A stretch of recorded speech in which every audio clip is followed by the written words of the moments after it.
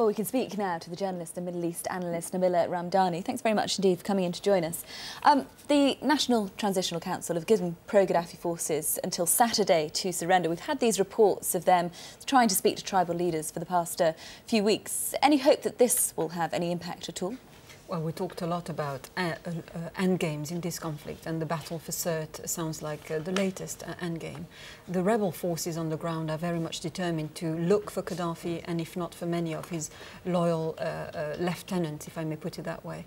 And there's a real discrepancy between what the leadership of the National Transitional Council is saying formally and officially about the conduct of the rebel forces on the ground, and indeed their behavior.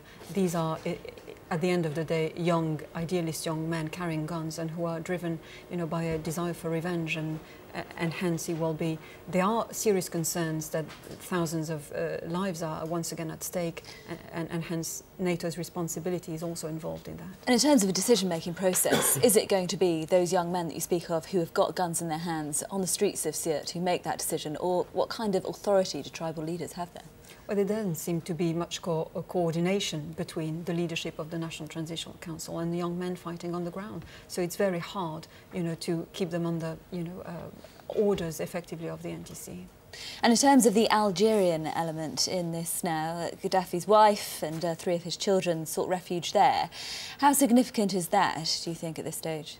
Well, there's no doubt that Algeria will come under huge international pressure to hand over members of the Gaddafi family. Now, although Algeria has signed the Rome Statute of the ICC in December 2000, it hasn't ratified it, which means that technically members of the Gaddafi family, and indeed Colonel Gaddafi himself and the rest of his family, if they made it to Algeria, could, and decided to remain there, could potentially avoid trial.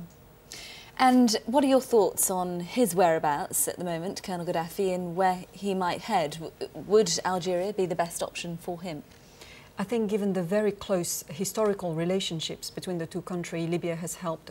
Before Gaddafi's came to power, Libya has very much helped the Algerian resistance movement against the French in the War of Independence.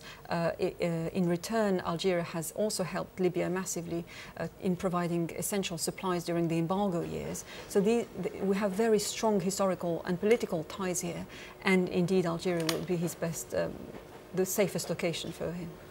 And in terms of the situation on the ground in those areas that have been liberated, as they say, by rebel forces, Tripoli in particular, when you look at the shortages that they're encountering there, one of our correspondents said, who's out there on the ground, that there's no shortage of hope. Will that be enough to carry them through the very difficult months ahead, do you think? No, I don't believe so, and there's increasing pressure on the NTC from the Libyan population to ask for Gaddafi's asset to be unfrozen immediately. As you said, there's a harrowing humanitarian crisis on the ground with a shortage of the basic food supplies, water and electricity, and hospitals which cannot cope with an increasing number of casualties and need the fundamentals to save lives. And again, this brings to the fore NATO's duty to protect civilian lives, because protecting civilian lives is not just about preventing potential onslaughts in Benghazi, which led the NATO to intervene, but also to make sure that lives are being saved to sort out the day-to-day life. Okay, Nabila Ramdani, thanks very much as usual. Thank you.